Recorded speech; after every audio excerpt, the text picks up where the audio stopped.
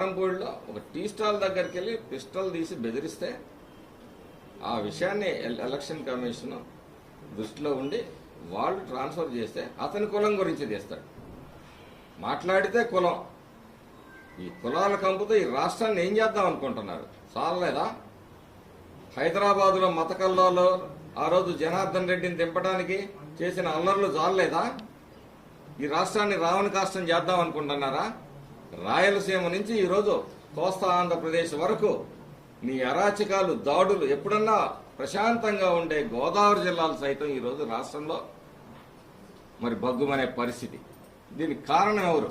ప్రజలు గమనించాలి. ఏ కులాన్ని ఉద్ధరించలేదు ఈ వైసీపీ పార్టీ. ఈ యువజన శ్రామిక రైతు పార్టీ అని చెప్పుకున్న యువతకేం చేశావు? శ్రామికులకేం చేశావు? రైతులకేం చేశావు? ఉద్యోగస్తులకేం చేశావు? అందరికీ అన్యాయం చేశావు, అందరికీ ద్రోహం చేశావు. నా ఎస్సీలు, నా ఎస్టీలు, నా బీసీలు, ఏ ఎస్సీకి, ఏ ఎస్టీకి, ఏ బీసీకి, ఏ మైనార్టీకి నువ్వు న్యాయం చేశావు. వాళ్లకున్న పథకాలన్నీ ఉడబీకి ఇవాళ మళ్ళీ ఇంకొకసారి కులాలు మాట్లాడతారా? సిగ్గుందా మీకు అసలు? ఈ సిట్టు విచారణలో ఉన్నటువంటి అధికారులు మొత్తం ఏసీబీకి చెందినవాడు. మీరంతా గతంలో ఈ టీడీపీ నేతలు కానీ కార్యకర్తలు కానీ టార్గెట్ చేసి చిట్టతో సిట్ పేరుతో చంద్రబాబు వాళ్ళని కూడా అరెస్ట్ చేసి చాలా తీవ్ర ఇబ్బందులు.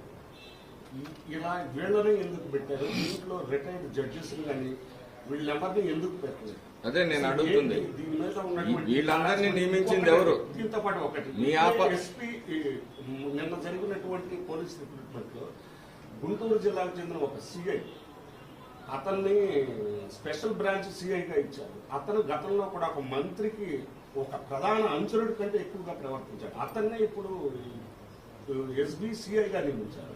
అంటే ఎక్కడ ఏం జరుగుతుంది? అసలు ఎన్నికల కమిషన్ కూడా తప్పుతో పట్టించే విధంగా ఉందా? ఏం జరుగుతుంది? ఈ మొత్తం కూడా చీఫ్ సెక్రటరీ కన్సర్నల్లో నడుస్తా ఉంది. ఈ రోజు కూడా అదే చీఫ్ సెక్రటరీ ఈ రోజు కూడా కంటిన్యూ అవుతా ఉన్నాడు. రాజేంద్రనాథ్ రెడ్డి గారు డీజీపీగా మారొచ్చేమో కానీ తర్వాత డీజీపీ అపాయింట్మెంట్ లో కూడా వీళ్ల హస్తమే కదా. ఈయన ప్రపోజ్ చేసిన వాళ్ళు, ఈయన పంపించిన ప్యానెల్లోనే కదా సెలెక్ట్ చేసింది. ఈ రోజు సిట్ లో కూడా వాళ్ళు ఎవరినైతే పంపించారో వాళ్లే ఇది చేశారు. సిట్ దర్యాప్తులో కూడా నాకు నమ్మకం కుదరట్లేదు. ఈరోజు ఎమ్మెల్యే ఇంట్లో ఆయుధాలు పట్టుబడ్డాయి, దాని మీద ఏముంది? యాక్షన్ లేదు. ఎమ్మెల్యే పారిపోయాడు, ఏమి మీరు పట్టుకోలేరా ఎమ్మెల్యేని? ఎందుకు పట్టుకోలేకపోయారు? అంటే మరిన్ని దాడులో కుట్రలో చేయమనే బయట ఉండి ఏది జరిగినా ఈ రాష్ట్ర ప్రధాన చీఫ్ సెక్రటరీ ఎవరైతే ఉన్నారో జవహర్ రెడ్డి గారి కనుసన్నల్లోనే ఇదంతా నడుస్తా ఉంది.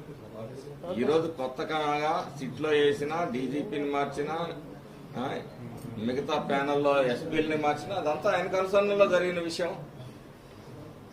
దానికి తెలుగుదేశం పార్టీకి కానీ ఏం సంబంధం? ఏదన్నా అంటే ఎలక్షన్ కమిషను, చీఫ్ సెక్రటరీ వీళ్ళ లెవెల్లో జరిగినాయి.